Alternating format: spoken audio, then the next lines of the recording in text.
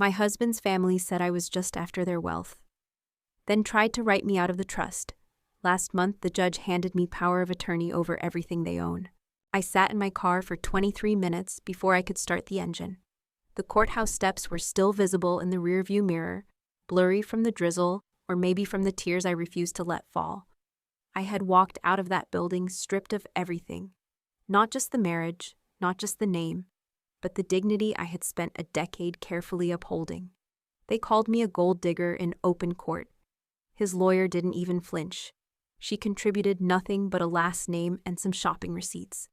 I remember the smirk on my mother-in-law's face as he said it. Cold, proud. As if this had been the plan all along. I didn't speak. What was I supposed to say? That I gave up my job offers to make space for his ambitions? That I rewrote my life to fit theirs?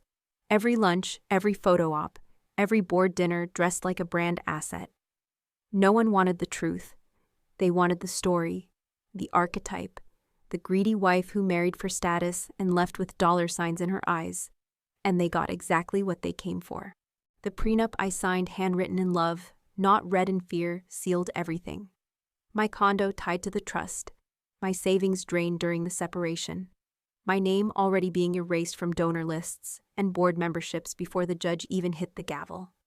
My access to the family foundation's back end revoked. That morning, I was still a Whitaker. By lunch, I was no one. But it wasn't just the legal erasure that broke me, it was the silence.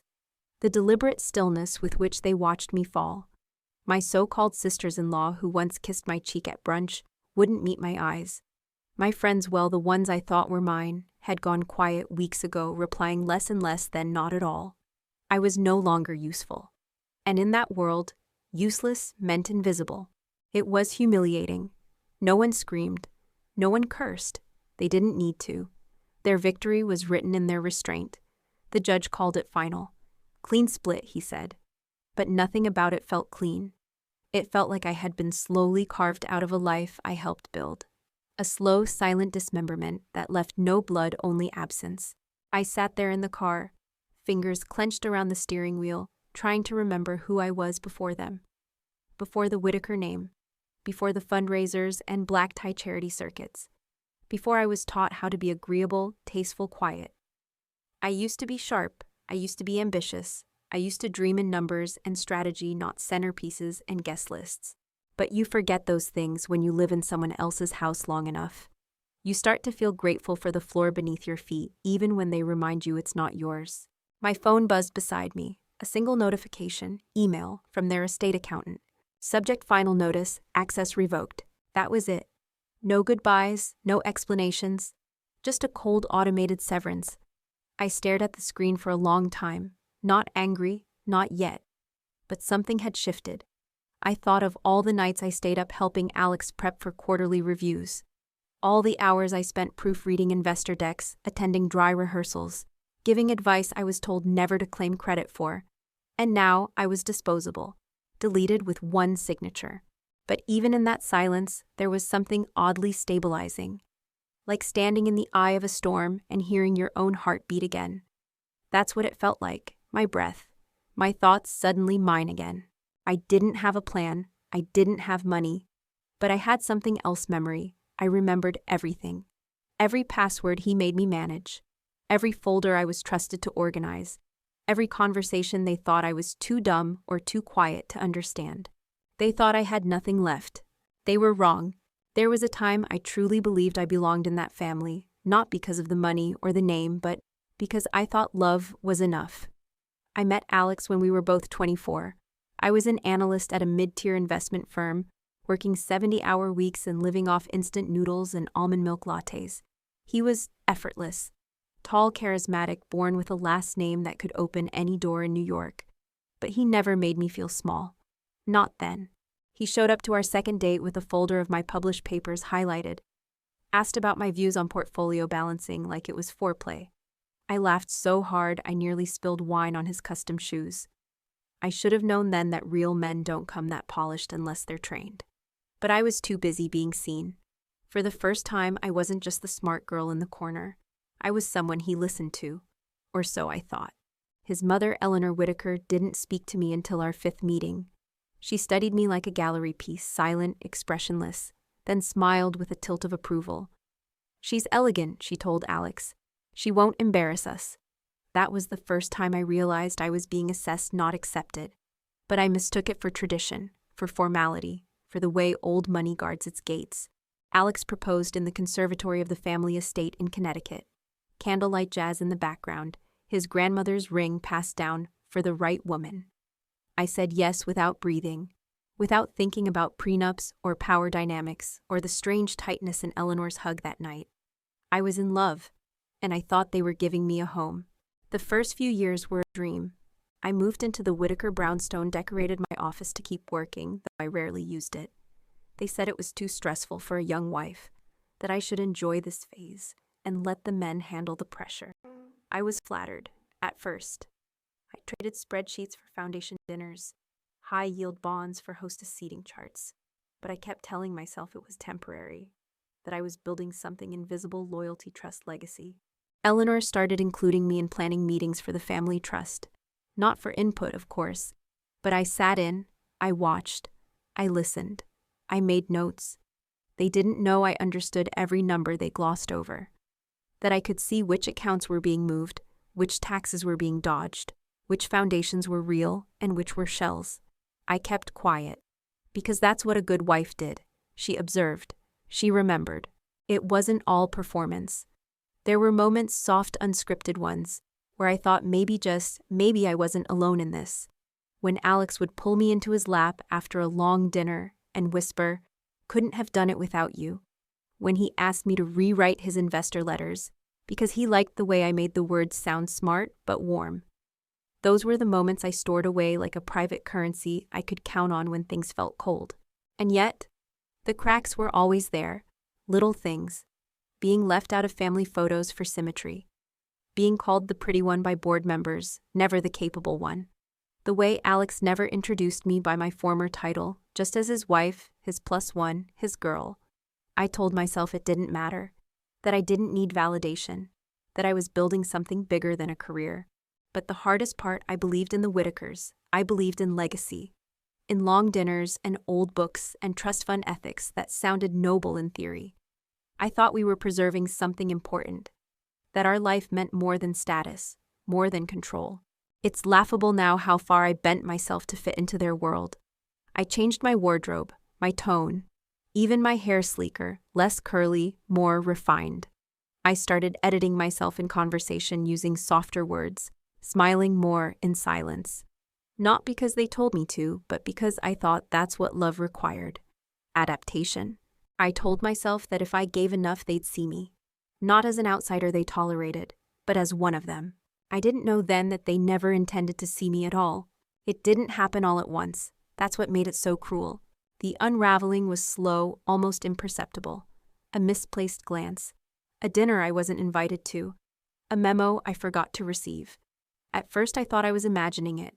That maybe I'd offended someone without realizing. Maybe Eleanor didn't like the charity I'd pitched to the board. Maybe Alex was under too much stress and I was reading too much into his clipped tone. I tried harder, smiled more, hosted better, learned which board members preferred which vintage, which dessert made Eleanor sigh with approval, which phrases made Alex proud in front of guests. I stayed useful, but usefulness only gets you so far when the rooms are closing around you. The real shift began when Alex's younger sister Harper returned from Geneva. Harper had always been the wild card, the so-called rebel, who backpacked through Europe with luxury luggage and posted filtered activism from wine bars in Madrid. But she was a Whitaker, which meant her recklessness was charming. Mine even imagined would be scandalous.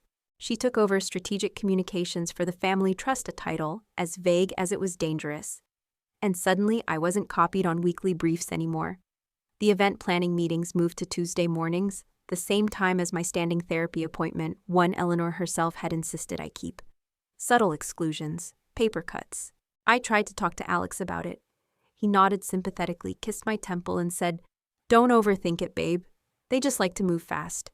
But fast didn't explain why my access to the Foundation's financial portal was downgraded to read only, or why Eleanor asked the estate lawyer to start reviewing my legal footprint within the trust routine audits she claimed, or why Harper started introducing me at functions as the heart of our family instead of our financial steward, like she used to. They were rewriting me in real time while I stood there smiling. The staff began answering to Harper instead of me. My catering requests were changed without my approval. Vendors started invoicing someone else. I began to feel like a guest in a house I used to run. I would walk through the kitchen and hear laughter stop, hear my name in a whisper, feel the weight of performance in every conversation.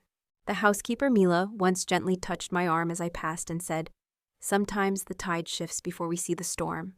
I didn't know what she meant then. I do now. The worst of it wasn't the exclusion, it was the gaslighting. The way Alex would tilt his head and ask, "Are you okay?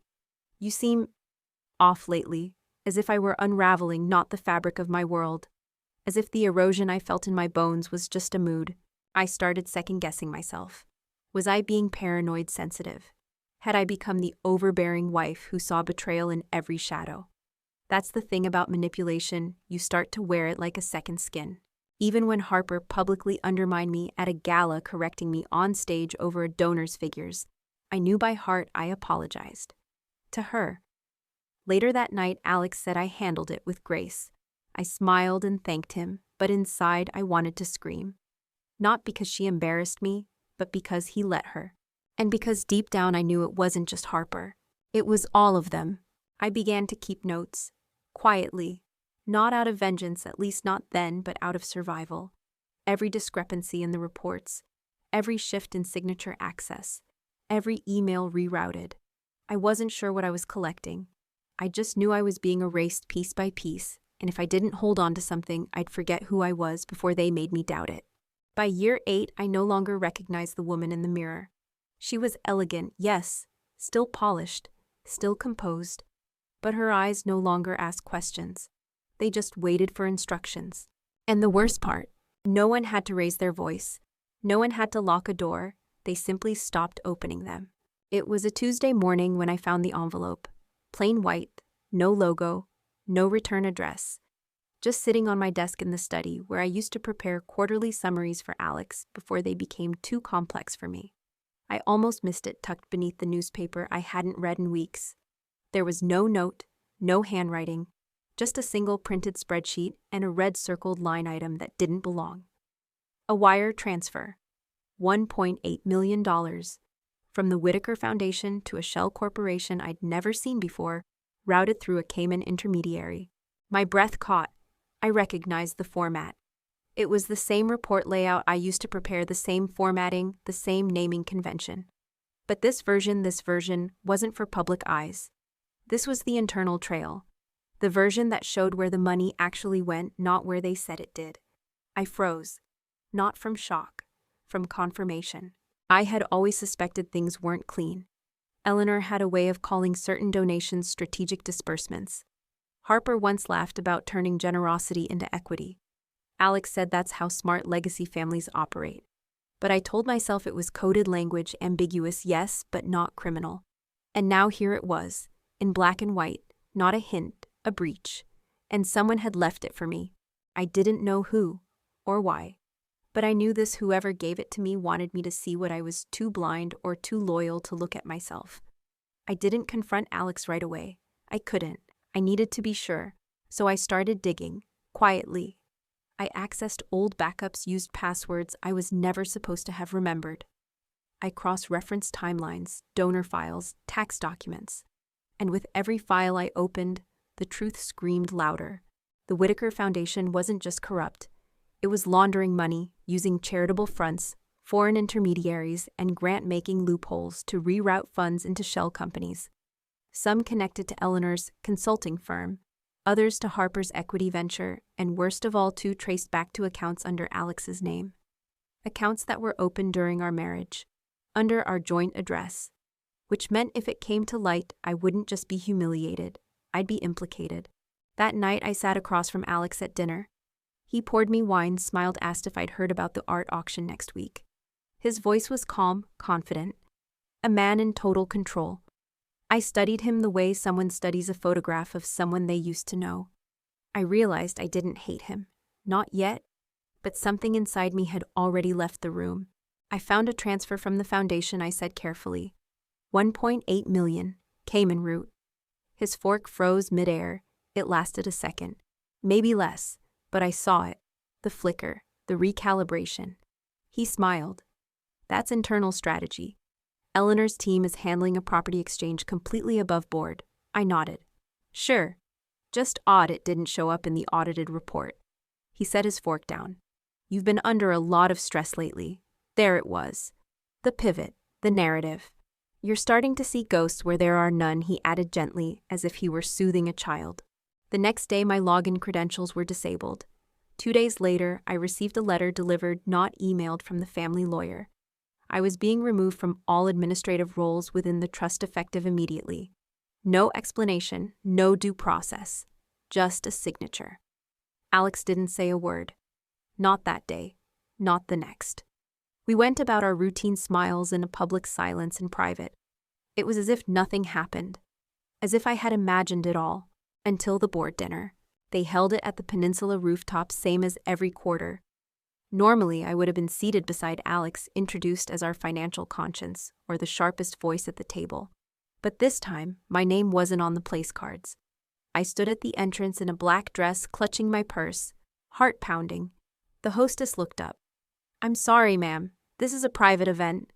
Alex appeared behind me, hand gently on my back. She's with me, he said, voice smooth. The hostess stepped aside. We walked in together, but when we reached the table, there were only 11 seats. And I wasn't one of them.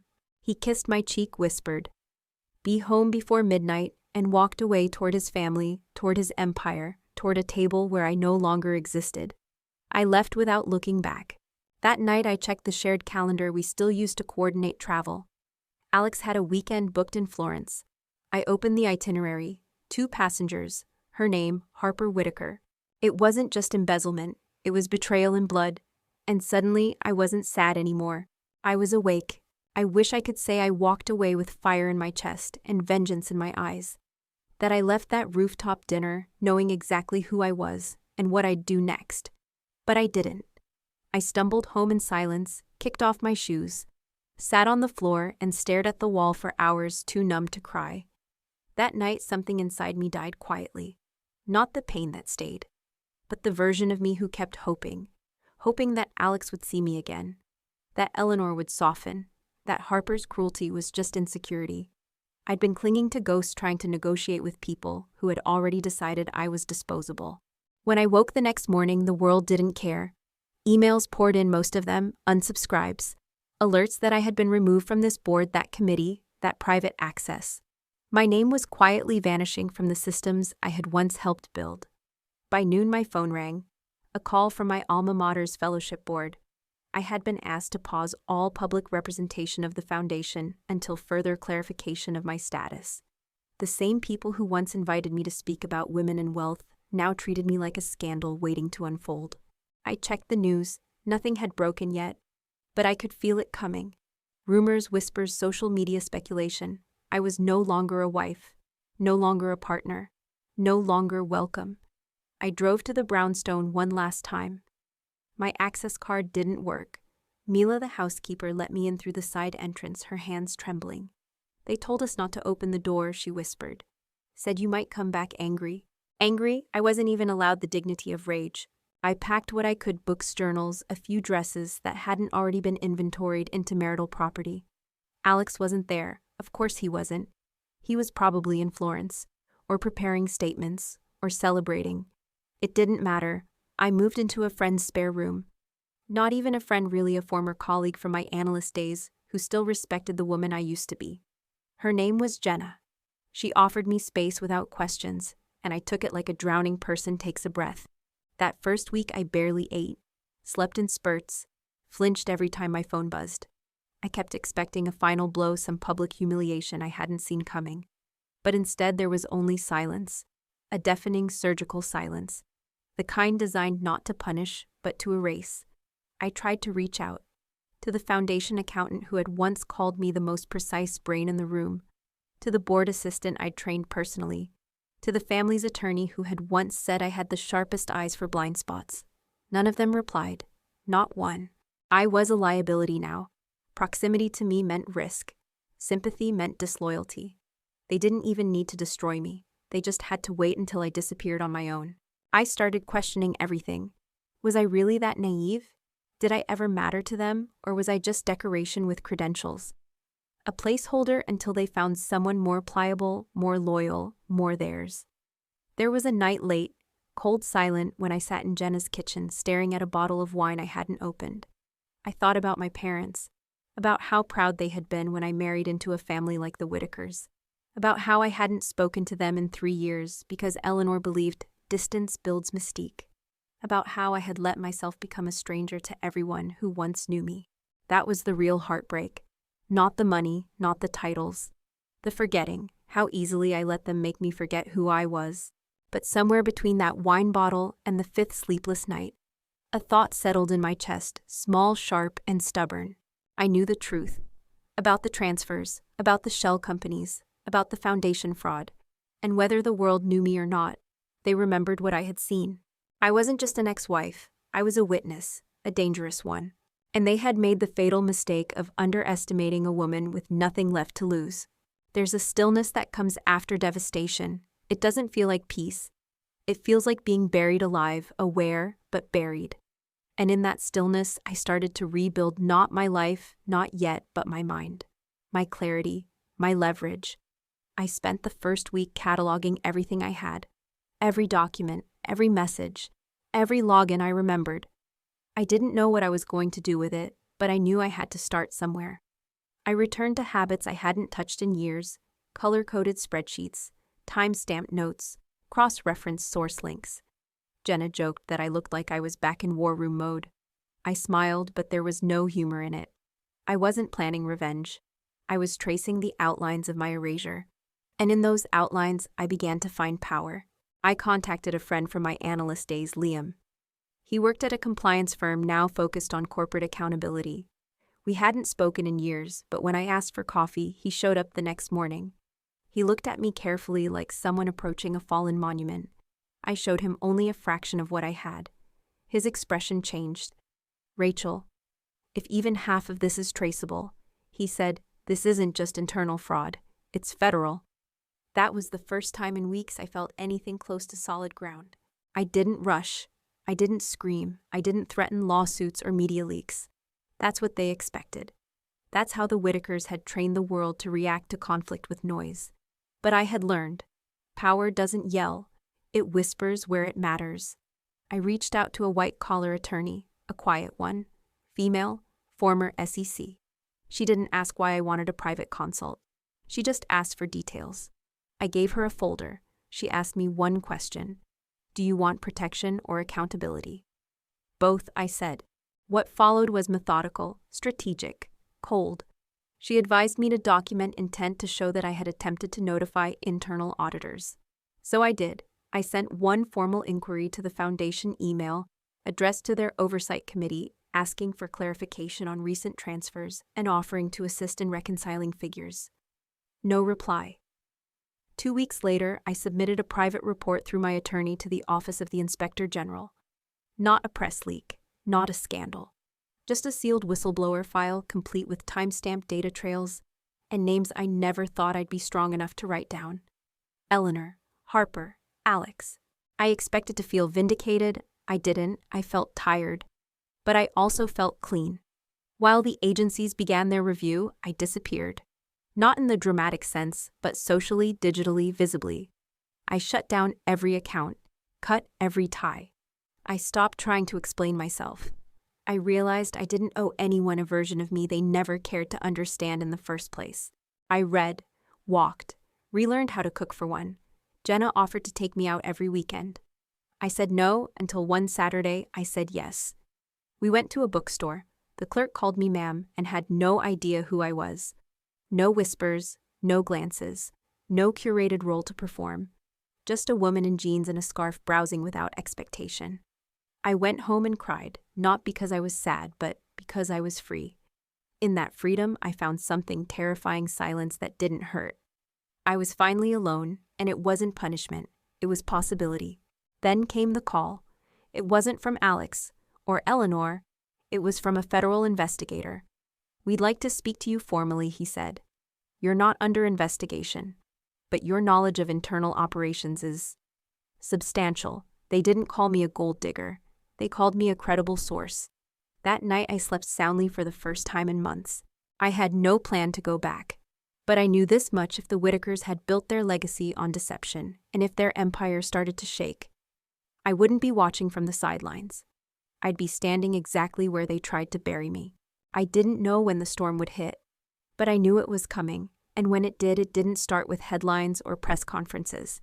It began with silence, strategic, surgical silence, the kind that spreads in legal circles before it ever touches the news.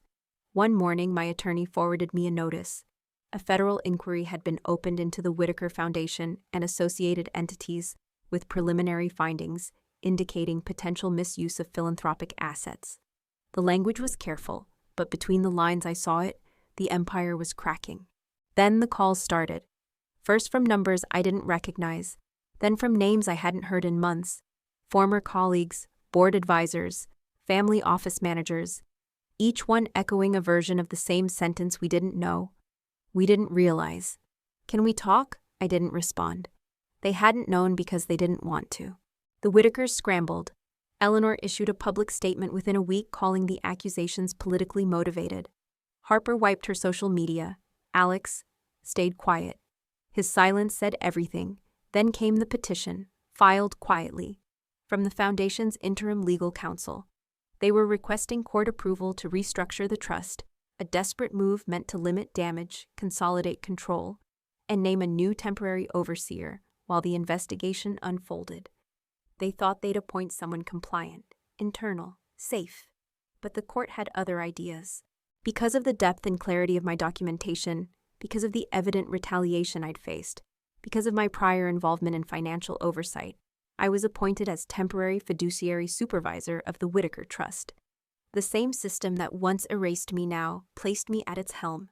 The irony wasn't lost on me. The announcement came through a sealed court order, then leaked strategically, I suspect. It didn't make front-page news. But in the world that mattered, it was thunder. The woman they branded a gold digger was now legally responsible for approving or rejecting every financial move of the legacy that had once cast her out. I arrived at the Whitaker Foundation office not as a guest, but with a badge. Their security guard didn't recognize me. He asked who I was there to see. "I'm here to oversee the audit," I said calmly. "You can call legal if you'd like." His hands shook. Upstairs, their executive assistant Claire, who once reassigned my email account without a word, stood as I entered the boardroom. "Ms. Whitaker," she began out of habit. I held her gaze. "I don't use that name anymore."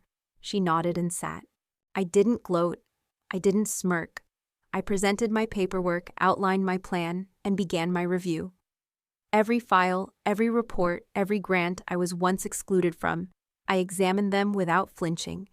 They watched in silence, unsure how to treat me, too ashamed to apologize, too afraid to challenge me. Eleanor arrived late, draped in pearls, poised as always. She took the only seat across from mine. "For the sake of family," she said, "I hope you'll be fair." I met her eyes. "For the sake of law," I replied, "I'll be thorough." She didn't speak again. I initiated a third-party audit, froze all discretionary disbursements, flagged 8 prior transactions for legal review, one of them directly tied to Alex's offshore accounts. I didn't say a word to him. I let the evidence speak. And when the board finally asked if I intended to remain on long-term, I said no. My role was not to rebuild what they broke. My role was to make sure they never broke it again. I recommended the trust be transitioned into a public benefit foundation with external oversight, rotating independent auditors, and full transparency. I submitted my resignation effective at the end of the audit cycle. They couldn't stop it, because I had nothing left to take, and everything to protect.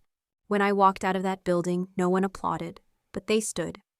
Not because they respected me, but because they couldn't afford not to. I didn't announce my resignation. There was no press release, no statement, no dramatic farewell in the boardroom. I simply closed the audit report, signed the final compliance note, and sent an encrypted copy to the federal investigator who first believed me. Then I turned off the lamp in the office they'd once kept locked from me and walked away. Some endings don't need noise, just distance. I returned the security badge in silence. The receptionist didn't meet my eyes. She'd started at the foundation 2 years after I'd been exiled. She didn't know the history, but she looked at me like someone looking at a name they were told not to speak too loudly. It didn't matter. My name had already done its work. Jenna picked me up outside. Her old Corolla still smelled like coffee and ambition. She didn't ask questions. She just handed me a muffin and said, "So what's next?" I didn't answer. Because I didn't know. And for once, I didn't need to. I spent the next few weeks in motion, not to escape, just to breathe. I drove upstate, read books in diners, walked by rivers, watched strangers laugh in parks, and felt the strange weight of nothing. No events to plan, no damage to undo, no role to defend. Just time. I started writing. Not a memoir, not a tell-all, just words about legacy. About women who are told they owe their silence in exchange for security. About how easily power rewrites truth if no one's left to testify. I didn't know if I'd publish it, but every sentence felt like another inch of skin I'd taken back. Then one afternoon I received a letter, handwritten. No name, just a crest embossed in gold, the Whitaker seal, inside a single sheet of thick ivory paper. I regret that we failed to protect you when you were one of us. I see now that you were never trying to take anything. You were the only one trying to build something. Signed, Harper. No apology, just recognition. I stared at the note for a long time. I didn't cry, didn't rage. I folded it, slid it into a drawer, and moved on. I bought a small place downtown. Nothing flashy, just mine. For the first time in years, I decorated without a committee. No themes, no approval. Just linen curtains and real plants and books I actually read. Sometimes I caught myself expecting a knock on the door, a subpoena, a new betrayal. But it never came. Because they had nothing left to take. Only something to remember. Months later, I ran into Alex. It was at a gallery opening, not his kind of scene. But legacy families love to linger around culture, especially when rebuilding their name. He looked older, not tired, just thinner in spirit. He saw me, paused, walked over slowly. "Rachel," he said. I looked at him not with anger, not with nostalgia, just clarity. He opened his mouth again, maybe to apologize, maybe to rewrite, but I held up one hand. "You don't need to explain," I said. He hesitated. "Do you hate me?" "No," I said. "That would require remembering you as someone worth loving." It wasn't cruel, it was honest. He nodded once, walked away. I turned back to the painting I'd been admiring, an abstract landscape, wild brushstrokes over quiet chaos. It reminded me of something I once read. Some fires burn loud, others burn long. Mine was the second kind, and it never needed to be seen, just survived.